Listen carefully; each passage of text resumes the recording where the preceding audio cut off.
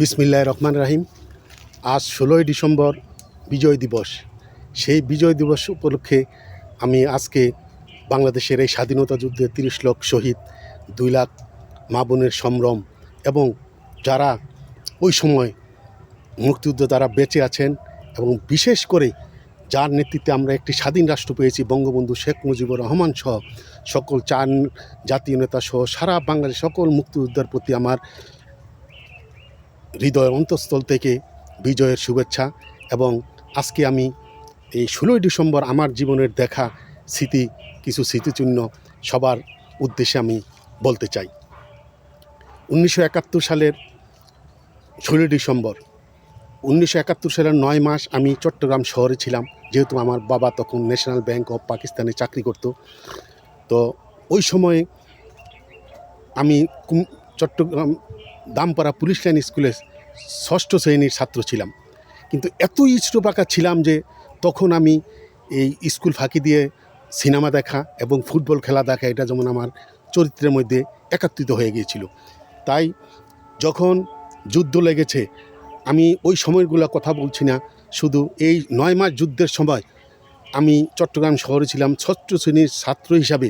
এত ইষ্টপাকার ছিলাম যে আমি তখন স্কুল বন্ধ ছিল, তখন বাপের পকেট থেকে 1 টাকা চুরি করে 10 আনা দিয়ে 3rd ক্লাসে একটা সিনেমার টিকিট নিতাম এবং 6 আনা দিয়ে 2টে পরোটা একটা ভাজি দিয়ে খাওয়া হয়ে যেত।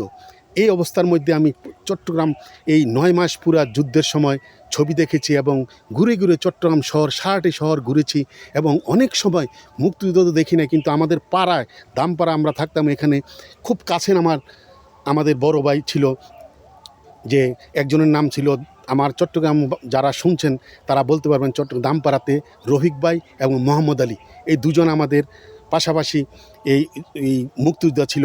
কিন্তু এই যুদ্ধের সময় আমরা 1 দিন কি 2 দিন দেখেছি তাদেরকে, এরপরে আর দেখি নাই। তারা এসে গুপ্ত হামলা করেছিল, কিন্তু তাদেরকে আর আমরা এই 9 মাস দেখি নাই। কিন্তু আমি যেই কথাটা আজকে বিজয় দিবসের এই লগ্নে আমি বলতে চাই, তখন সারা বাংলাদেশে প্রতিটি গ্রামে মনে হয় কোনো গ্রামে 2-4 গ্রামও একটা রেডিও ছিল না।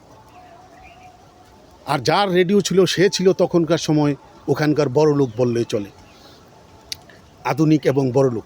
কিন্তু শহরগুলো তো মানুষের ঘরে রেডিও ছিল না, কিন্তু তারা খবর শুনতো কীভাবে?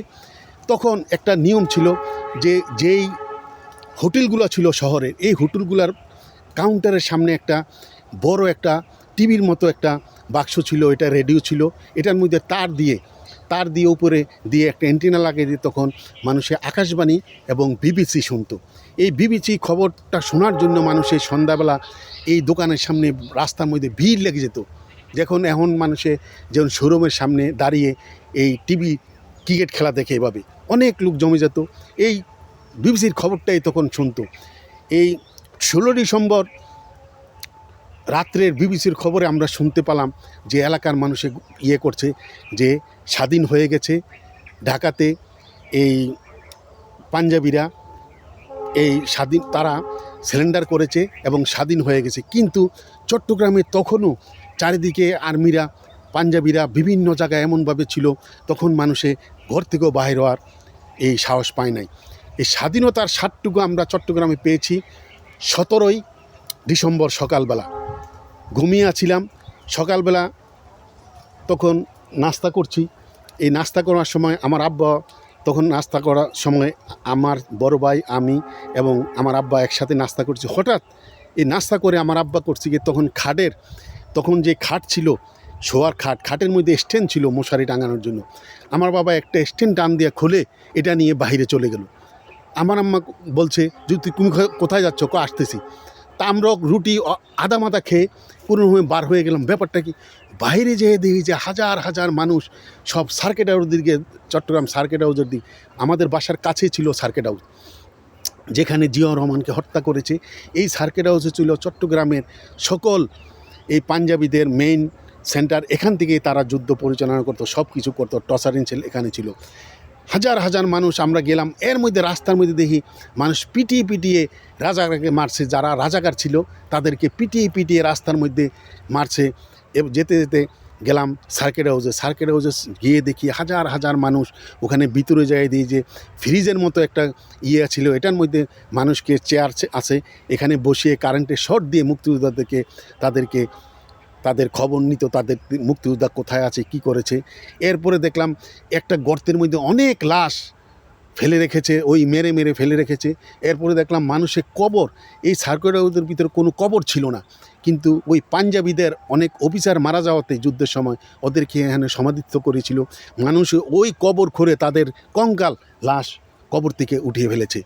এই দৃশ্যগুলো দেখে আশ্চর্য হলাম, কি হলো সারা শহরে মধ্যে বাংলাদেশের পতাকা। আর এই মুক্তিযোদ্ধা কখন সারা শহরে আমরা ঘুরতাম, তখন 9 মাস যুদ্ধের সময় কোনো মানুষকে দেখতাম না। 1 মাইল 2 মাইল হাঁটার পর 2-1টা মানুষ দেখতাম, দোকানপাট বন্ধ, এই মাঝে মধ্যে 2-1টা হোটেল দোকানপাট, মানুষ ছিল না বলে চলে।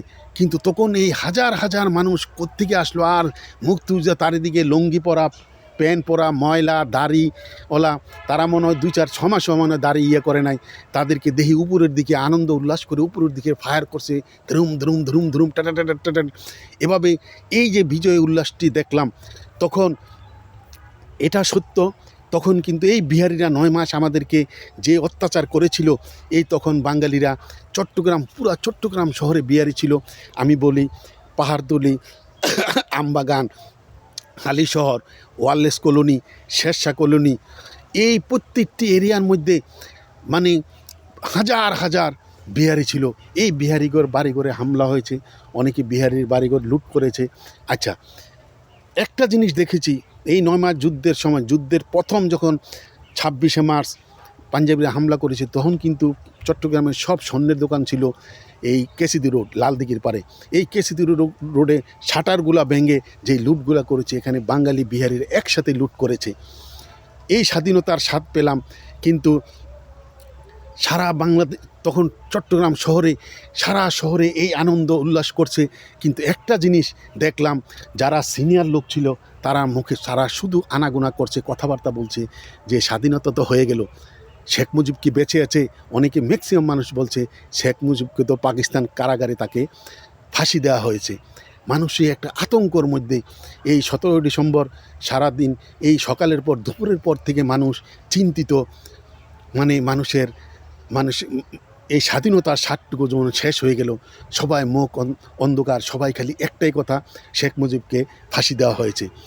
পরে 17 ডিসেম্বর খবরে, বিবিসির খবরে শুনতে পারলাম যে না, পাকিস্তানের কারাগারে শেখ মুজিব আছে এবং সেখান থেকে তাকে বাংলাদেশে পাঠানো হবে। তখন মানুষ আনন্দ উল্লাসটা আবার শুরু করলো, কি 10ই জানুয়ারি শেখ মুজিব বাংলাদেশে আসবে। এই 17 ডিসেম্বরের পরে এই যে 10ই জানুয়ারি শেখ মুজিব আসবে, এই 20টা দিন যে কি ছিল, এক আল্লাহ ছাড়া যারা না দেখেছে তারা বলতে পারবে না। এই 20টা দিন কোনো মানুষের আনন্দ উল্লাস ছিল না, মানুষ এক আতঙ্কের মধ্যে ছিল। এরপরে অবশেষে 10ই জানুয়ারি বঙ্গবন্ধু শেখ মুজিবুর রহমান তখন তেজগাঁয়ে বিমানবন্দরে নেমে রেসকোর্স মাঠে এসেছে। এই তখনই স্বাধীনতার স্বাদটুকু পেয়েছি, তখনও বাংলাদেশের ইতিহাসের আরেকটি অধ্যায়। তবে আজকে আমি বলবো যে এই স্বাধীনতার এই মাসে, এই স্বাধীনতার 54 বছর পর আজকে এই স্বাধীনতার বিপক্ষের শক্তি তারাই আবার এই বাংলাদেশের ক্ষমতায় এসে বাংলাদেশের স্বাধীনতার সকল স্বপ্নকে ভুলুণ্ঠিত করে শেষ করে দিয়েছে। তাই এই স্বাধীনতার এই বিজয়ের দিনে আমি বলবো আপনাদেরকে, যে যেখানে থাকেন, স্বাধীনতার পক্ষের শক্তি, সে আওয়ামী লীগ হোক, বিএনপি হোক, বা যেইখানে হোক, দল করুক আর না করুক, সবাই ঐক্যবদ্ধ হয়ে আবার এই স্বাধীনতার পক্ষের শক্তিকে ক্ষমতায় আনার জন্য সবাই ঐক্যবদ্ধ হন। এছাড়া আমাদের আর কোনো গতি নাই। আজ এই পাকিস্তানি প্রেতাত্মারা এই বাংলাদেশে কায়েদে আজমের মৃত্যু দিবস, জন্মদিন পালন হয় এবং পাকিস্তান জিন্দাবাদ স্লোগান হচ্ছে। তাই সকল মুক্তিযুদ্ধের পক্ষের শক্তিকে, স্বাধীনতার পক্ষের শক্তিকে ঐক্যবদ্ধ হয়ে এই স্বাধীনতার মাসে, এই বিজয়ের দিনে সবাই শপথ দিন, আমরা স্বাধীনতার বিপক্ষের শক্তিকে বাংলাদেশ থেকে চিরতরে হটিয়ে আমরা স্বাধীনতার পক্ষের শক্তিকে আবার ক্ষমতায় আনব। একথা বলে আজকের এই বিজয়ের দিনে সকল শহীদদের প্রতি আমার সশ্রদ্ধ শ্রদ্ধা জানিয়ে আমার কথা এখানে শেষ করলাম। জয় বাংলা, জয় বঙ্গবন্ধু, জয় হোক বাংলার মেহনতি মানুষের।